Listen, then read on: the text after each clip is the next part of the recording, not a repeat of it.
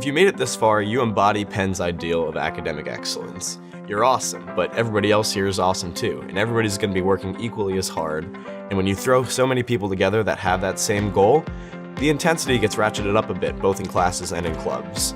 Here in the advising office, we recommend that you ease into your first semester. Perhaps don't take the biggest course load or get involved with every organization on campus. And of course, the best way to do that is to leverage the resources that we in the college office can connect you to make sure that you strengthen areas that you perhaps need strengthening in. This is the office of the Dean of the college, the Dean of Freshmen, and a group of advisors, well-versed in the needs of undergraduates.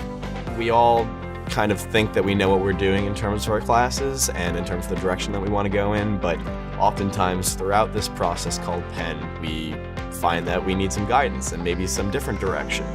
You see people come in here super stressed, and more often than not, they come out happier. This is Tango. He spends his days in the office and likes to meet students. He can be a tremendous stress relief for everybody involved. You're always welcome to make an appointment with one of the advisors or come during walk-in hours for a quick question. So the college office is a great resource for students when they don't know who to ask or they don't know how to get started at a question. We pride ourselves on figuring out how to help you get to where you need to go. Here at Penn, you're only going to have a few courses scattered throughout your week. We expect that students are doing a lot of studying outside of class, which is self-directed. So students often have to think about balancing what they're able to do. The Weingarten Learning Center here at Penn offers students study strategies, time management strategies, and making sure that you're studying effectively for the different types of courses that you'll encounter at Penn. The way that I studied in high school wasn't going to fly the same way it did back then, so Weingarten really did encourage me to reevaluate the way that I took in information.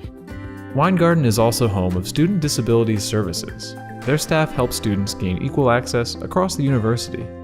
Another great thing that's offered is just one-on-one tutoring. And so I have a friend who goes from tutoring someone in math to being tutored in a higher level biology. So it's really an awesome, kind of collaborative atmosphere. Everyone knows that, we all need help sometimes. One really great resource is the Writing Center. If you're writing an essay for a philosophy course, if you're writing an essay for a fellowship application, you can take it to the Writing Center as many times as you want, just to have another eye look over your paper.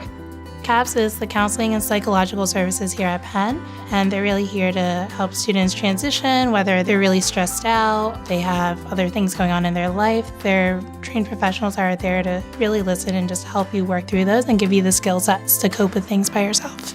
So one of the unique things at Penn is that you may run into babies, dogs, your faculty in your college house, which is kind of neat. College houses also do a lot of academic programming, a lot of interesting discussions about what's going on in the world. I think freshman year, whether it's going to the dining hall, going out at night, going to different speakers on campus or into the city, making trips with your hall is a really fun thing to do, and you'll find that a number of freshman halls have stayed really close friends throughout all of college.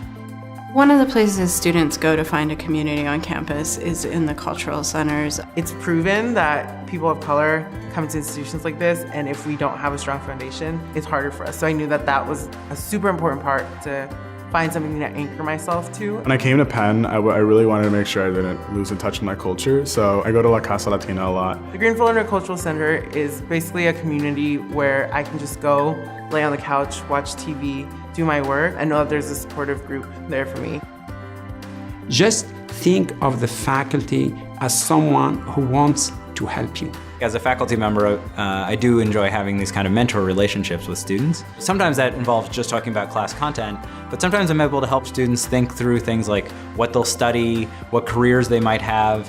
So I think having connections with faculty members can actually get you a lot more than just helping you solve some homework problem or something like that. Up until now, your parents and your teachers were primarily responsible for what it was that you did and when you did it.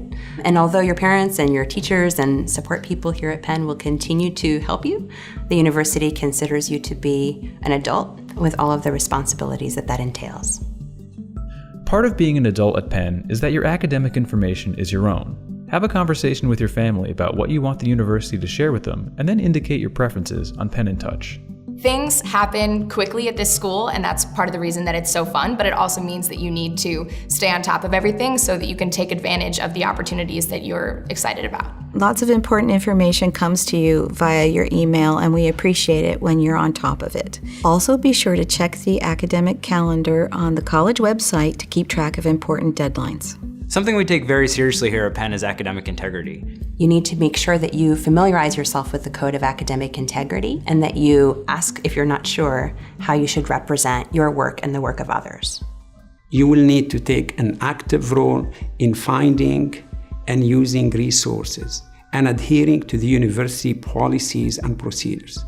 And let me tell you, not knowing is not an excuse.